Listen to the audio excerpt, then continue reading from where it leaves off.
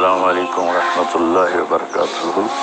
जनाब मोहतरम हज़रत मौलाना सज्जाद नोमानी साहब ज़ाकिर के ज़रिए पता चला कि अल्लाह ताला के फज़ल करम से आप और अहलिया मोहतरमा दोनों कोरोना से बाआफियत शिफायाब हो गए। अल्लाह पाक आपको सेहत कामिला अजला नसीब फरमाए और अल्लाह ताला आपका साया सलामत रखे। आप उम्मत के लिए एक सरमाया हैं। दूसरी गुजारिश थी कि आपका क्लिप मुझे पहुंचा है जिसमें आपने एक शादी पर तबसरा किया है कि 200 करोड़ की शादी हुई है। मैं आपसे गुजारिश करूंगा, मेरा मीडिया के साथ सबसे ज़्यादा ताल्लुक़ है, ये दज्जाल और कज़्ज़ाब हैं। मैंने बिल्कुल झूठ बोला है। इस घर से मेरा ताल्लुक़ कोई 28 साल पुराना है। जब ये छोटे से ताजर थे तो मेरी और इनका ताल्लुक़ हुआ। तबलीग के ज़रिए से ये तबलीग में लगे, जाना शुरू किया तो उससे आना जाना ताल्लुक़ मोहब्बत शुरू से रहा। इनके वालिदा का जनाजा, वालिद का जनाजा मैंने पढ़ाया। तो इस ताल्लुक़ की वजह से मैं निकाह पे गया था। मैंने उनसे पूछा जब ये ख़बर फैली कि 200 करोड़ की शादी, तो उन्होंने कहा मौलाना हमारी सिर्फ टोटल 10 करोड़ इस पे लगा है और ये बिल्कुल बकवास है। उनका बेटा आगे मेरे भतीजे का बहुत करीबी दोस्त है। फिर ये भी खबर थी कि 10 लाख मौलाना तारिक जमील को निकाह कर दिया है। मौलाना इससे बड़ा झूठ और क्या होगा। फिर उन्होंने एक हदीस कोट की, बेसल फ़कीर अला बाबिल अमीर। अल्लाह का शुक्र है, अल्लाह ने मुझे एक अच्छे घर में पैदा किया। अल्लाह ताला मुझे बड़े बोल से बचाए, उजब से बचाए। अल्लाह मुझे तकब्बुर से बचाए, तकब्बुर से बचाए। और अल्लाह ताला ने खुशहाल ज़िंदगी अता फरमाई।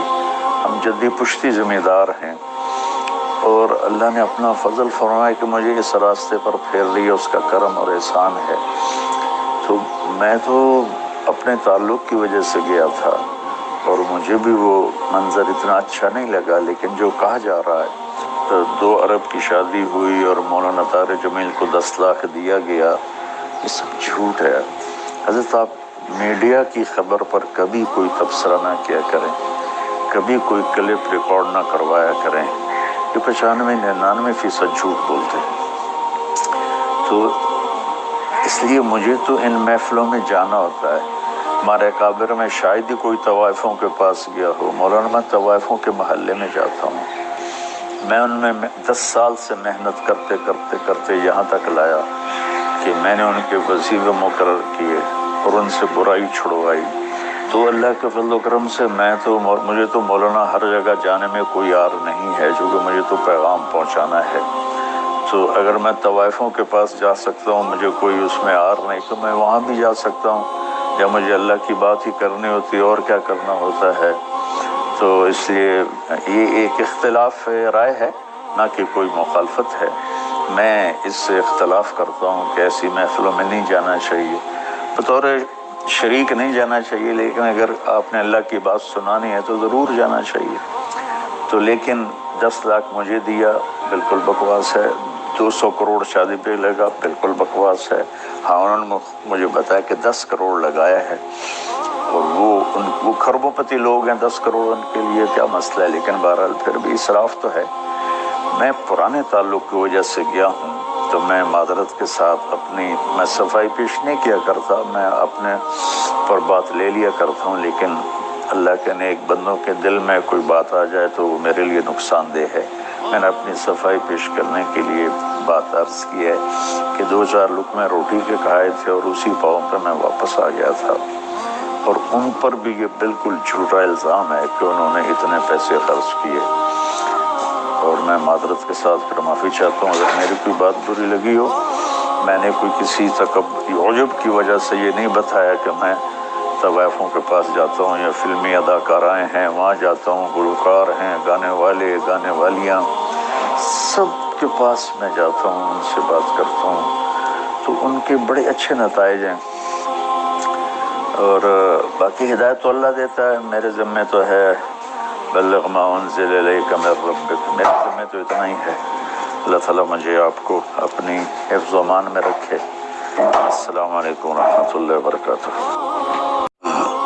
हज़रत मौलाना میں سب سے پہلے تو آپ کا بہت ممنون و مشکور ہوں کہ آپ نے بہت مسلسل مشغولیت کے باوجود میری اصلاح کے لیے یہ صوتی پیغام ارسال فرمایا۔ اللہ تعالیٰ آپ کے رتبے بلند فرمائے۔ میں صاف لفظوں میں اپنی غلطی کا اعتراف کرتا ہوں اور آپ سے دست بستہ معافی کا طالب ہوں۔ یقیناً مجھ سے یہ غلطی ہوئی کہ میں نے میڈیا کی روایت پر بھروسہ کر لیا۔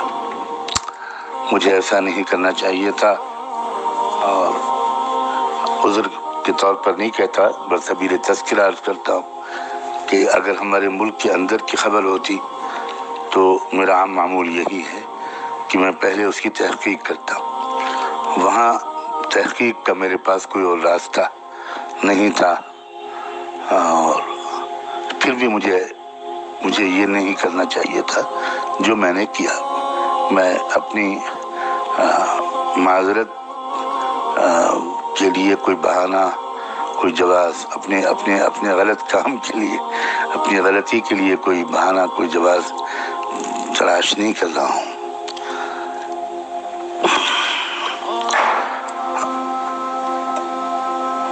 یہ بھی میں تذکرہ کر دوں کہ یہاں ہمارے ملک کی جو صورتحال ہے، حالات ہیں، اس میں ہم لوگوں کو بہت شرمندگی اس لیے بھی ہوتی ہے کہ یہاں کروڑوں کی تعداد میں، بلا مبالغہ کروڑوں کی تعداد ایسے غیر مسلموں کی ہے کہ جو کروڑ پتی ہیں، ارب پتی ہیں، کھرب پتی، مگر وہ ایسی تنظیموں سے وابستہ ہیں، تحریکوں سے وابستہ ہیں، ان کے اندر ایسا شعور، قومی شعور بیدار ہو گیا ہے کہ انہوں نے یہ اس عہد نامے پر دستخط کیے ہیں اور اس عہد کو نبھاتے ہیں کہ وہ اپنے بچوں کی شادیوں پر بہت کم رقم خرچ کریں گے۔ یقین بھی آنا مشکل ہے وہ انسان جو 5 کروڑ 10 کروڑ خرچ کر سکتا ہے، وہ بھی عام طور پر 4-5 لاکھ یا 10 لاکھ سے زیادہ خرچ نہیں کرتا، اور اس پر کڑی نگرانی بھی رکھی جاتی ہے۔ تنظیمیں اپنی ممبرشپ سے ایسے شخص کو نکال دیتی ہیں، اس کا سماجی مقاطعہ، بائیکاٹ کیا جاتا ہے، اور وہ لوگ اپنی وسائل کو قومی تحریکوں کی مضبوطی میں خرچ کر رہے ہیں۔ میں براہ راست واقف ہوں ان تحریکوں سے، ان میں لگے ہوئے لوگوں سے، بعض وقت ان کے قائدین سے میرا ملنا جلنا ہوتا ہے، اور دعوتی مقاصد سے اور ملک کی فضا کو زیادہ بگڑنے سے بچانے وغیرہ کے مقاصد سے میں ان سے کبھی کبھی ملتا ہوں۔ تو یہ باتیں مجھے اندر سے معلوم ہوتی ہیں کہ اس قوم کے اندر، بہت بڑے بڑے سرمایہ داروں کے اندر یہ شعور بیدار ہو گیا ہے کہ ہمیں ان رقموں کو اپنی قوم کی مضبوطی میں استعمال کرنا ہے، اور یہی وجہ ہے کہ وہ کہاں سے کہاں پہنچ گئے، اور ہم مسلمانوں کا اس سلسلے میں جو حال ہے وہ ناقابل بیان ہے۔ ہمارے یہاں بھی یہی صورتحال ہے۔ ہمارے یہاں تو خیر اتنے سرمایہ دار ہوتے ہی نہیں، اور اگر وہ سرمایہ دار بہت ہوتے بھی ہیں تو ان کے اندر کوئی قومی شعور آیا ہو اور وہ اپنے مال کے صرف کا رخ انہوں نے اجتماعی اور مجموعی فلاح و بہبود کے لیے استعمال کرنے کو ترجیح دی ہو، ایسے لوگ کوئی خال نظر آتے ہیں۔ اب میرا چونکہ رابطہ رہتا ہے، تو جب وہ خبر آئی تو مجھ پر یلغار ہوئی، اور دونوں طرف سے ہوئی، مسلمانوں کی طرف سے بھی ہوئی، اور اس کی ایک وجہ یہ بھی ہے کہ میں شاید اب تک تقریباً چند سو نہیں بلکہ چند ہزار لوگوں کو اپنی اصلاح کے لیے آپ کے بیانات کے سننے کی طرف باصرار متوجہ کر چکا۔ اکثر میں لوگوں کو متوجہ کرتا ہوں کہ وہ آپ کے بیانات کو پابندی سے سنیں، انشاءاللہ ان کی زندگی میں تبدیلی آئے گی۔ ایسے بہت سے مسلمانوں نے بھی مجھے فون کیا، احتجاج کیا، اپنی حیرت و استعجاب کا اظہار کیا اور بہت سے غیر مسلموں نے بھی مجھے فون کیا اور اپنے تعجب کا اور ناپسندیدگی کا اظہار کیا. تو بس وہ فوری طور پر ایک تاثر تھا اور میں نے وہ گفتگو نشر کر دی. لیکن اب میں بڑی حد تک شرمندگی محسوس کر رہا ہوں، اور آپ کی طبیعت میں تقدر آئے یا آپ کے بارے میں کوئی بات کہوں میں، تو یہ تو مجھے بہت ہی زیادہ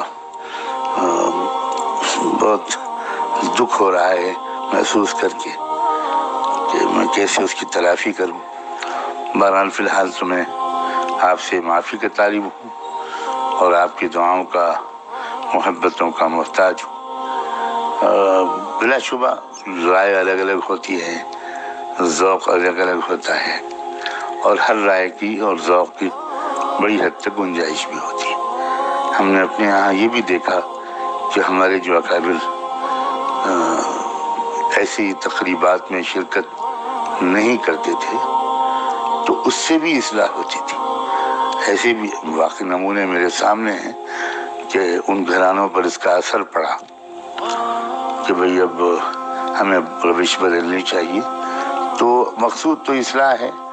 آپ کا مقصد جو آپ کا طریقہ کار ہے اس سے بھی اصلاحی مقصود ہے، اور جو حضرات دوسرا راستہ اختیار کرتے ہیں ان کا مقصد بھی اصلاحی ہے. اور آپ نے تو خود بھی فرمایا ہے کہ یہ تو اختلافی رائے ہے. بہرحال میں بہت شرمندہ ہوں، مجھے افسوس ہے، لیکن جس پس منظر میں یہاں کے جن حالات سے میں اچانک مجھے اندر ایک داعیہ پیدا ہوا وہ میں نے آپ سے عرض کر دیا. اللہ کرے کہ آپ کا دل بھی صاف ہو گیا ہو. میں آپ کی دعاؤں کا بہت محتاج ہوں. جزاکم اللہ وبارک فیکم ونفعنا بما آتاکم. والسلام علیکم ورحمۃ اللہ